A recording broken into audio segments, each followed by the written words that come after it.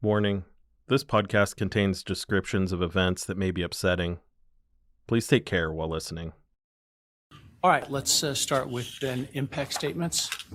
On July 23rd, 2025, the lives that had been torn apart by a murderer got a chance to speak out in the Ada County Courthouse. Xana was 1 in a million. She was the life of the party. There was heartbreak. I'll never be able to replace her. I wrote a bunch of stuff. I just don't know what to say right now. I just miss her so much. And I just love you, Maddie, and I wish you were still here. And there was rage. You're gonna go to hell. There's no place for you in heaven. You took our children. You are gonna suffer, man. You want the truth? Here's the one you'll hate the most. If you hadn't attacked them in their sleep, in the middle of the night, like a pedophile, Kaylee would have kicked your ass. The judge went last. After 2 years of hearings, he was finally allowed to speak his mind. Parents who took their children to college in a truck filled with moving boxes had to bring them home in hearses lined with coffins. No parent should ever have to bury their child. To fully understand the anger and despair you just heard, you have to go back to the beginning of the story. It's November 12th, 2022, in Moscow, Idaho, a quiet college town tucked into the hills of the Palouse on the Idaho-Washington border. The University of Idaho is alive with energy. It's Saturday night, and the streets hum as students enjoy the weekend. House parties spill out onto lawns. Bars echo with laughter. Young love and youthful optimism hang in the air. For 20-somethings here, this is a night of freedom. At a house on King Road, 4 friends are returning home from a night out on the town. Ethan Chapin and Xana Kernodle, 2 20-year-olds in love, have returned back to Xana's place after attending a party at the Sigma Chi fraternity. Xana's roommates, Madison Mogen and Kaylee Goncalves, are inseparable best friends. They've been best friends since 6th grade. They're returning after a night out at the Corner Club bar. They return home just before 2 a.m. They have 2 other roommates who also share the home with them. Moscow finally drifts off to sleep. Streets fall silent. Then, around noon the next day. 911 location of your emergency. Hi, something is happening. Something happened in our house. We don't know what. What is the address of the emergency? 1122.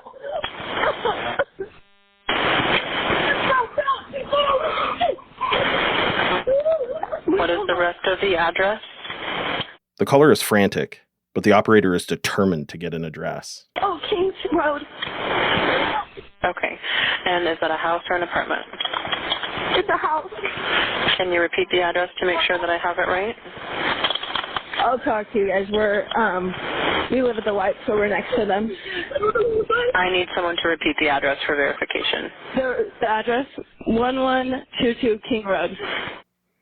1122 King Road. A home right next to the university.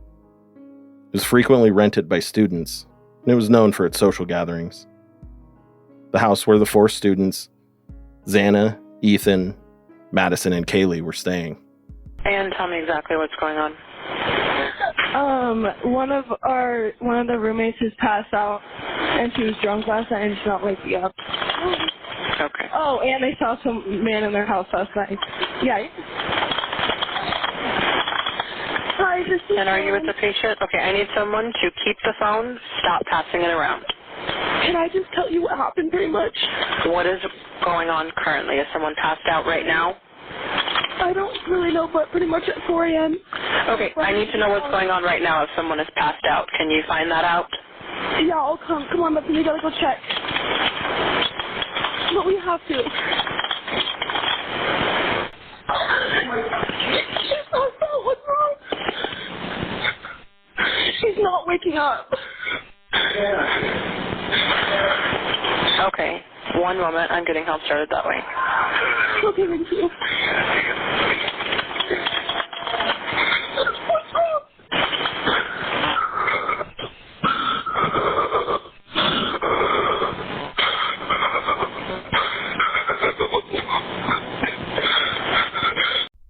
And then yet another person takes the phone. Hello? Hello? Okay, I need someone to stop passing the phone around because I've talked to 4 different people. Okay, sorry, they just gave me the phone. Is she breathing? Hello? Is she breathing? No. Okay. She's talking to them, okay? I can't talk to them. They need you to talk to them. Hello. Okay. I have already sent the ambulance and law enforcement. Stay on the line. If there is a defibrillator available, send someone to get it now and tell me when you have it. The police arrive. Quickly, they're able to determine this is not a passed-out college student. The student is dead. And they're not the only fatality. They're one of 4. A surviving roommate tells police a haunting detail from the night before. She saw a man dressed in black, a mask over his face, with noticeably bushy eyebrows. He walks down the hallway past her. She froze, unable to move. He exits out the sliding door. The scene is sealed off. Neighbors watch from their porches. Word spreads quickly. This is a small town, after all. Tragedy has struck, but no one yet understands its depth. Soon the world will be watching, and Moscow, Idaho, will be forever changed.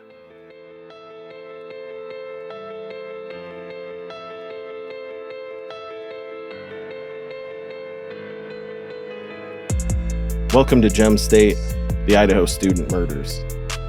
This is episode 1, The Night That Shook Moscow. I'm your host, Ryan Oswald. We've been following this story and reporting on it since the morning the crime was discovered. This case gripped the nation, not just for its horror, but for the questions that it left us asking.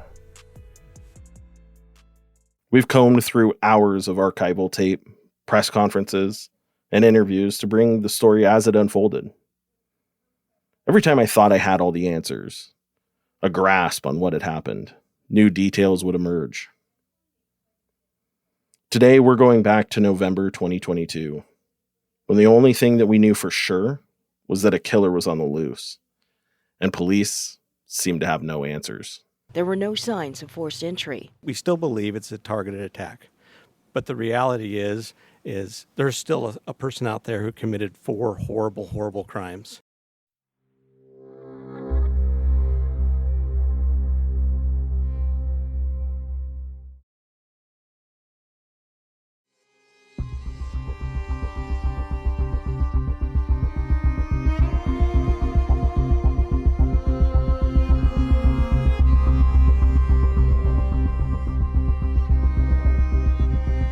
Inside the house on King Road, police found a nightmare. 4 University of Idaho students, Ethan Chapin, Xana Kernodle, Madison Mogen, and Kaylee Goncalves, had been stabbed to death. They were found in or near their beds. The attacks were swift and brutal. There were no signs of forced entry. The front door's keypad lock was untouched. Local news outlets like our sister station KLEW, the Moscow Pullman Daily News, and others began reporting. National networks swarmed: CNN, CBS, NBC. We have new information tonight in the investigation into the fatal stabbings of 4 University of Idaho students. A small college town, usually full of life, until tragedy struck the community. The local police chief says they can't assure the community is safe. What happened after remains a mystery. Police still have not found the murder weapon, nor do they have any suspects. Reporters flew in from New York, Los Angeles, and everywhere in between. Drones hovered over King Road, cameras fixed on the now quiet house. At first, all we knew was grim. 4 dead, 2 survivors, no suspects.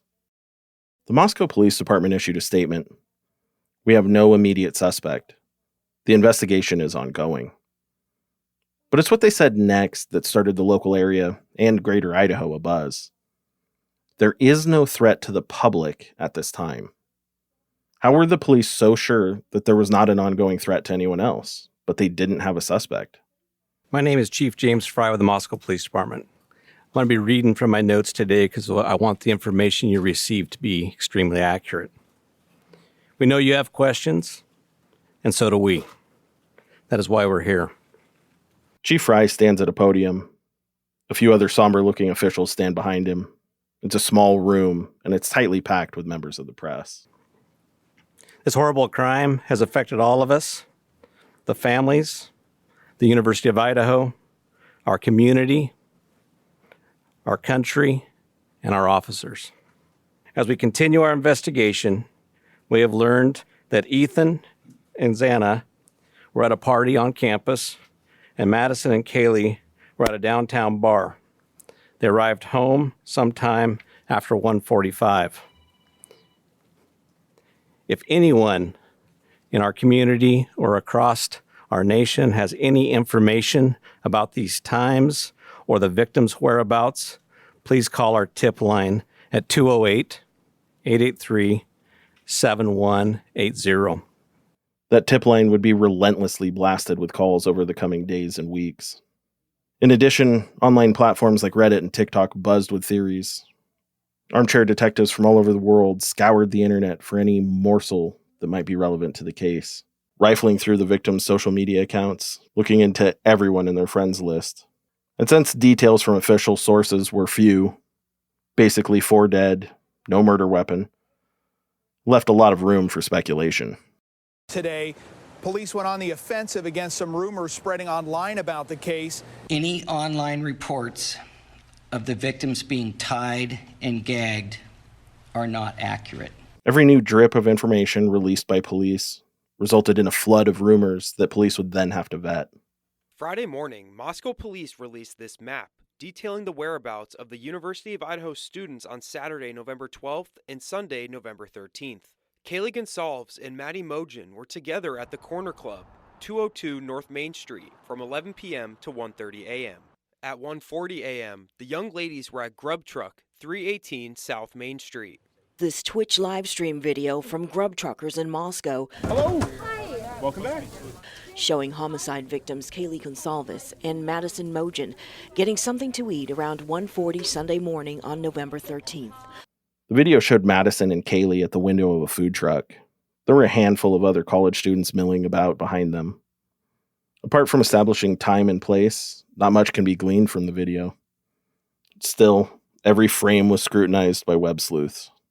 It didn't take long before the search for the killer ended up with a victim of its own. Speculation that police say is borderline accusatory, like the male in the white hoodie in the Grub Truck video, who for days was being accused by online sleuths of murder. The online backlash against the man in the hoodie was ruthless.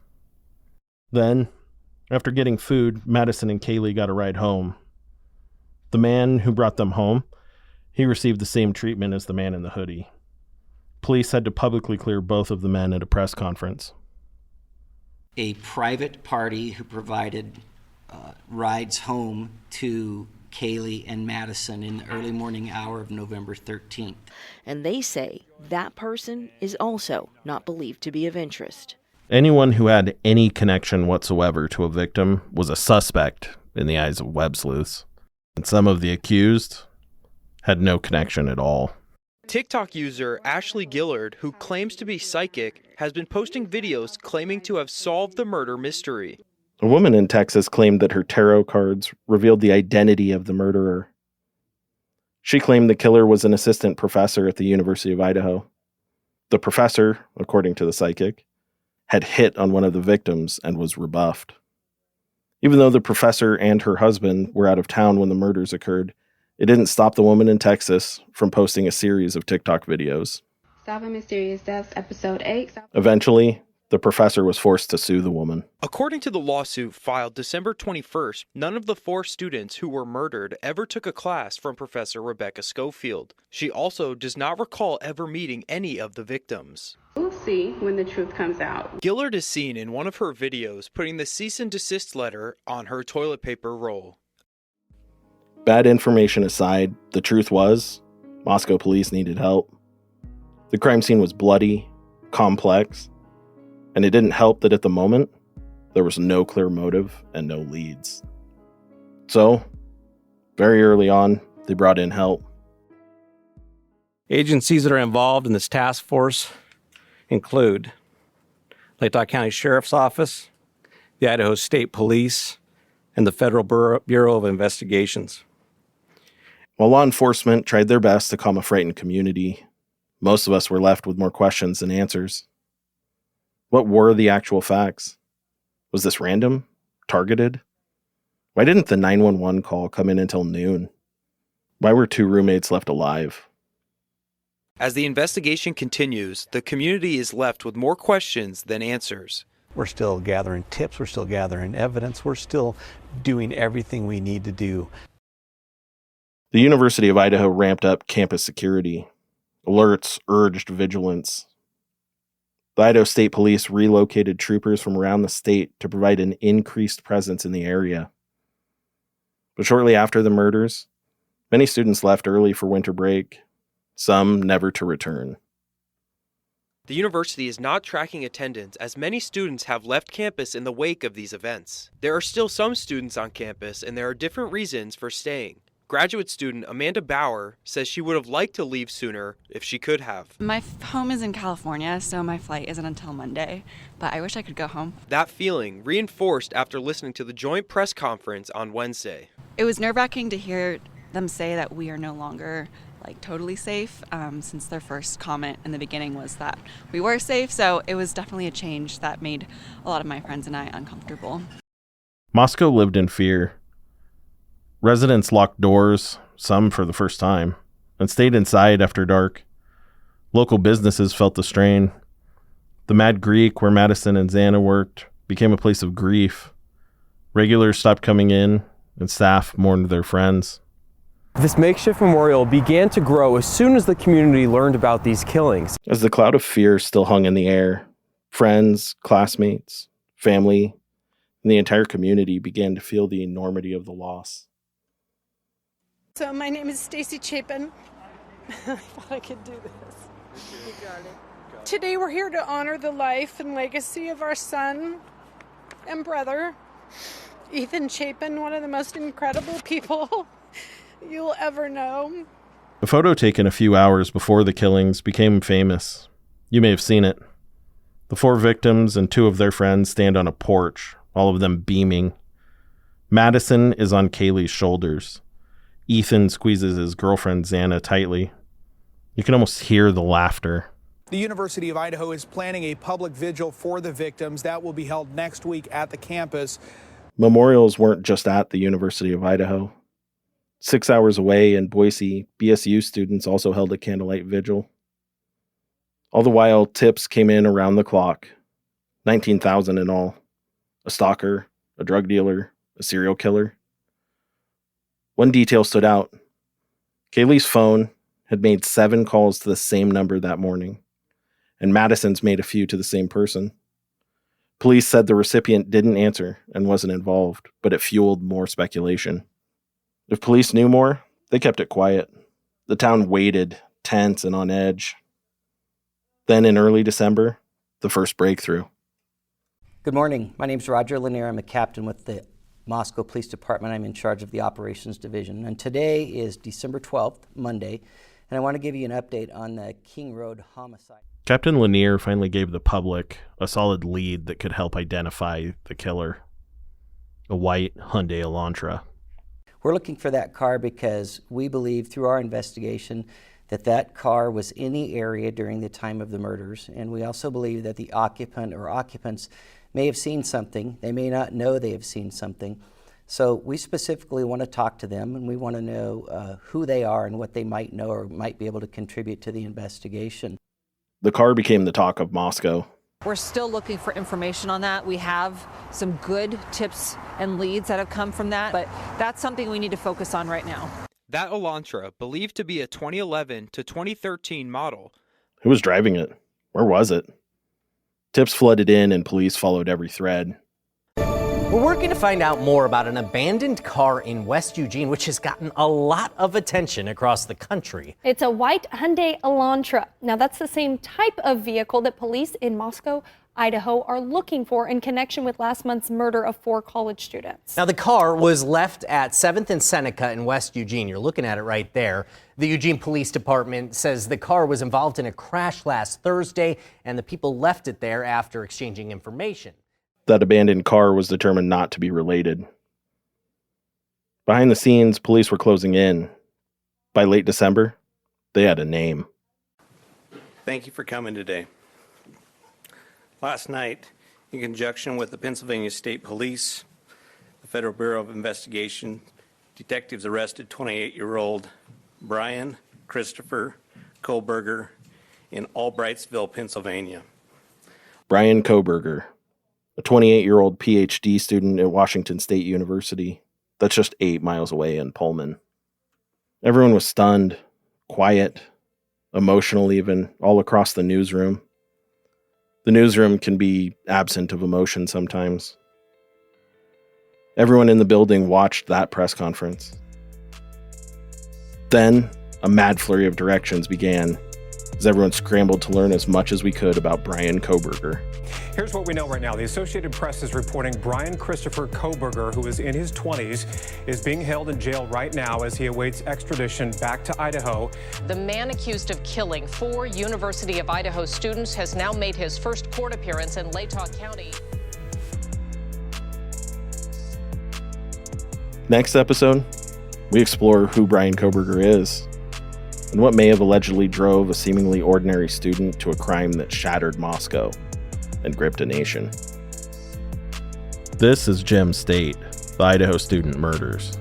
I'm your host, Ryan Oswald. Please take a moment to like and subscribe wherever you're listening. It really helps us out. You can follow our continuing coverage of this case on idahonews.com. Gem State is written, produced, and edited by me, Ryan Oswald. Ryan Hawes is KBOI's news director. Mitch Hansen is our senior producer. Brian Peters is our associate producer and fact checker. Legal support by Chase Bales. Production coordination by Anna Nicole Wadges. Special thanks to KBOI, KEYE, Como, and KVAL news stations for the use of their coverage. Pete Genesini is director of network podcast programming. Rich Cook is the head of audio at AMP Media.